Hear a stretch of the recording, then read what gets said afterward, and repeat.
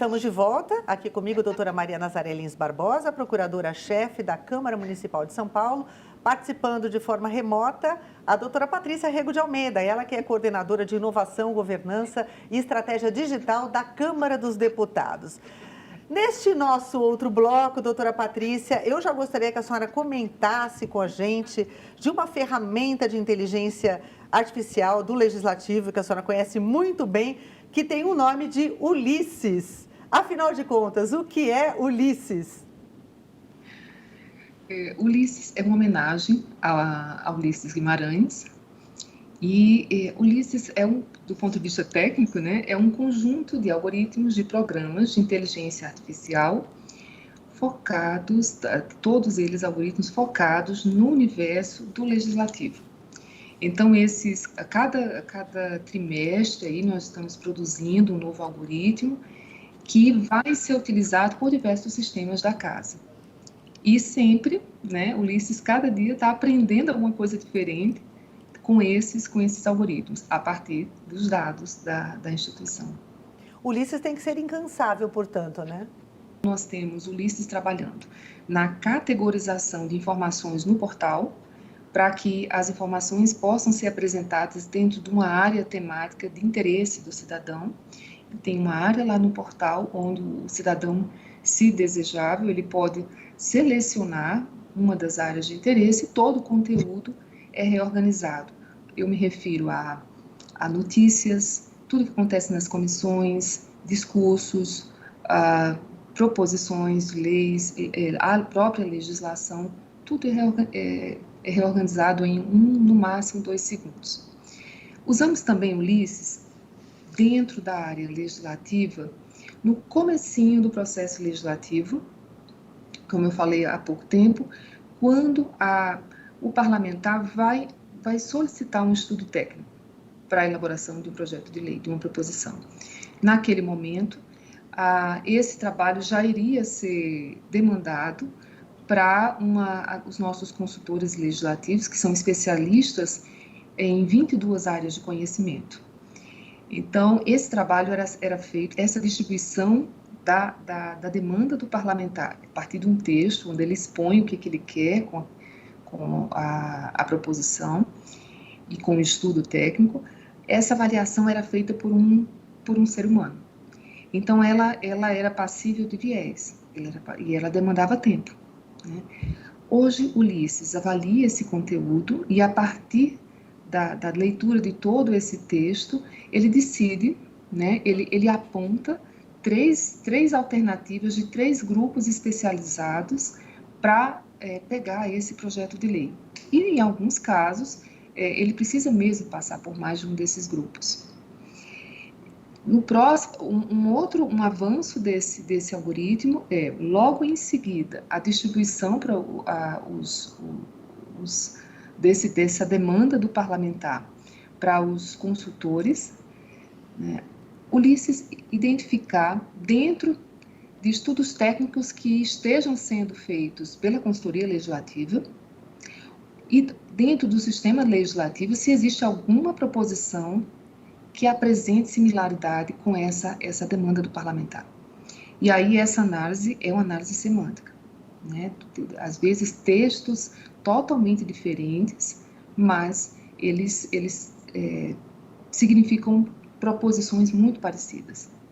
Como nós temos aí um número muito grande de proposições, em 2019 nós tivemos mais de 16 mil em um ano. Então esse trabalho precisa ser otimizado, respeitando a autonomia do parlamentar, que pode optar por manter aquele estudo.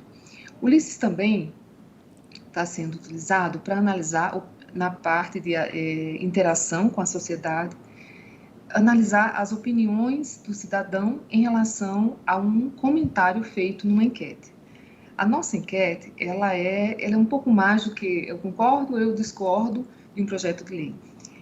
Ela permite com que o cidadão escreva em texto livre aspectos positivos e negativos daquela proposição. Então, esse texto livre, ele tem uma riqueza muito grande para ser explorada e é praticamente impossível de ser analisado por um humano, pela quantidade de propostas que chegam, de opiniões que chegam em curto espaço de tempo.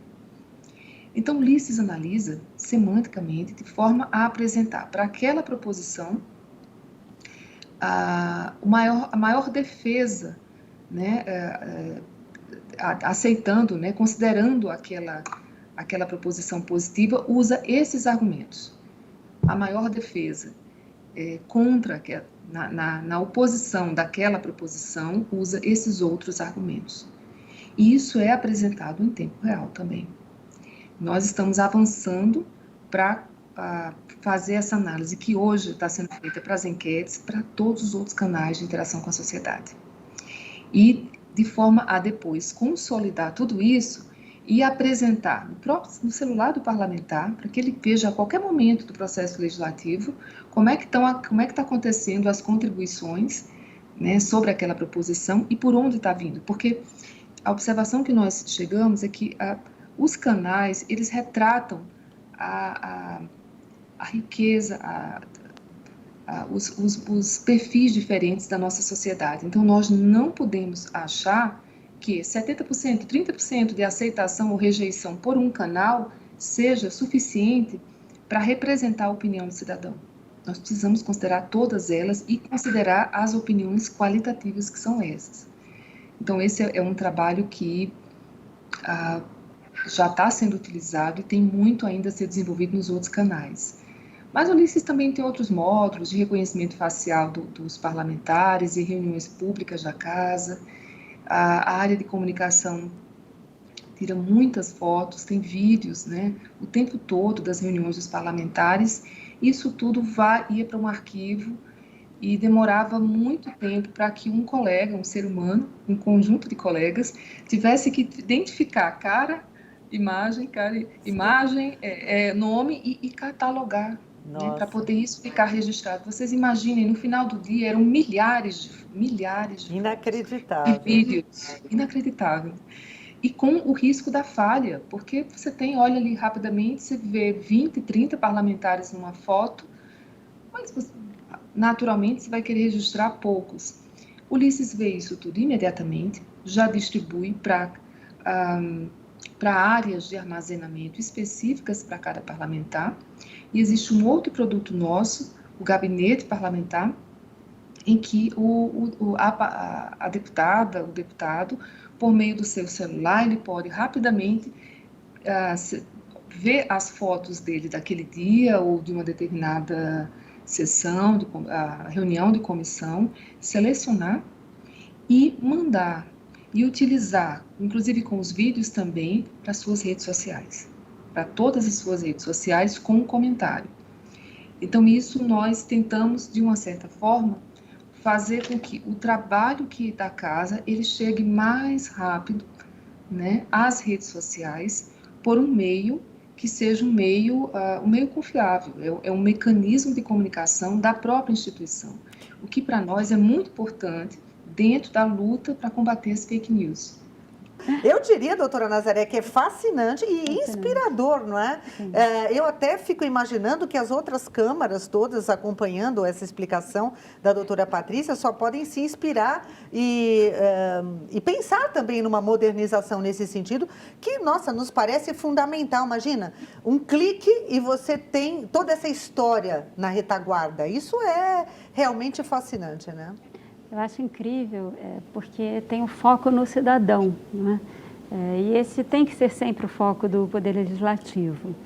Aqui na casa a gente está ainda distante, né, dessa realidade assim tão cheia de, digamos assim, de algoritmos e sistemas, né, para que o cidadão tenha isso de uma maneira muito ágil. Mas, de alguma forma, a gente também já vem trabalhando nessa inovação há alguns anos. Aliás, exatamente há 10 anos, a Câmara contratou uma empresa de digitalização e todos os processos legislativos, desde 1948, passaram a ser, pelo menos, facilmente acessíveis a quem quisesse fazer qualquer tipo de pesquisa. Em 2015, nós já estabelecemos o processo legislativo digital.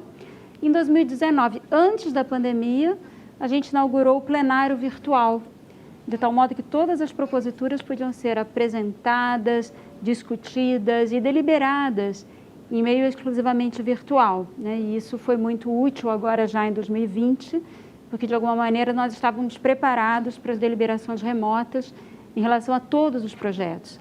Antes isso acontecia só em relação a projetos de baixa complexidade. Foi um avanço importante. Mas nós estamos acompanhando o movimento da Câmara dos Deputados, o trabalho de inovação, tudo isso que a Patrícia colocou da interdisciplinariedade como algo essencial para desenvolver projetos que de fato sejam úteis na ponta, ou seja, respondam a demandas que estão colocadas, né? Muito interessante, vamos aprender mais. E um dos pontos que a doutora Patrícia citou, quer dizer, o combate às fake news, a gente está em ano de eleição, né, doutora Patrícia? Então, é importante a gente salientar isso, e eu acho que todo esse processo tecnológico ajuda muito nesse combate que a senhora citou, mas permite a transparência, que é o que o cidadão quer cada vez mais, não é? Sim, a transparência já era um valor, né, muito grande, e agora com esse risco todo das fake news e o grande número de canais que existem de comunicação que não são os oficiais, a responsabilidade de uma casa pública qualquer, né, de uma instituição pública, com a transparência, eu acho que aumentou muito. Não é só mais uma questão de accountability, né? É uma necessidade de chegar a algo realmente verdadeiro. Muito bom ouvir o relato da experiência da Câmara Legislativa de São Paulo como pioneira no plenário virtual, e tendo começado há 10 anos o processo legislativo, todo esse esforço com a digitalização, isso cria assim uma possibilidade muito grande de se explorar a transparência. Porque a transparência por meio do digital, ela é de maior alcance, ela é mais rápida, ela é tempestiva, e ela consegue ter uma facilidade, um número maior de modelos de apresentação para o cidadão, porque você tem um dado que pode ser trabalhado por gráfico, por texto, por filtros, e hoje o cidadão não tem tempo de ler um conteúdo completo. Imagine, né? Hoje nosso tempo para ver informação ele é segundos, no máximo minutos.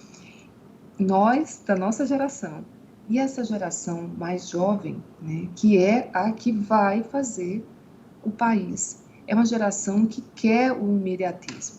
Então, o digital é uma necessidade de ter todo esse conteúdo digitalizado de uma forma a ser tratado e ser consumido da maneira mais palatável possível, principalmente para essa nova geração que é tudo rápido.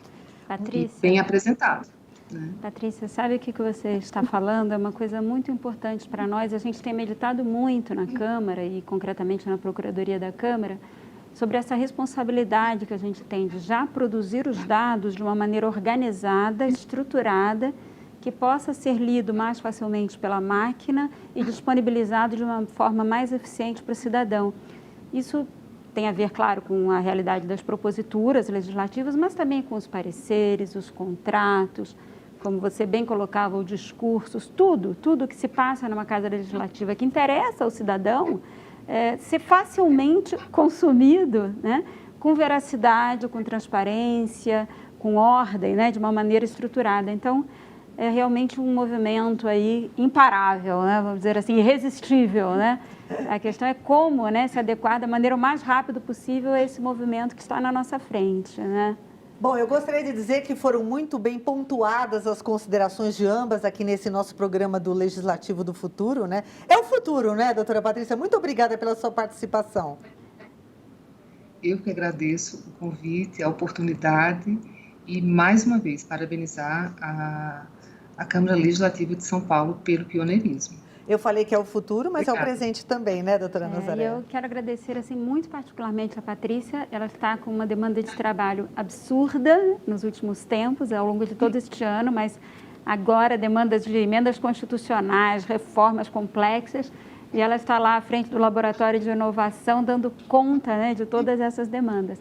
E esteve aqui conosco, dando a sua experiência e as suas palavras sempre tão cheias de otimismo e de alento. Muito obrigada, Patrícia. Muito bom. Obrigada, agradeço. E nós agradecemos a você que acompanhou o programa de hoje. Se você ficou com alguma dúvida sobre este assunto, basta entrar em contato com a Procuradoria da Câmara. Atenção aos e-mails celeg@sãopaulosp.leg.br ou ainda procuradoria@sãopaulosp.leg.br. TV Câmara São Paulo, assista, fique sabendo.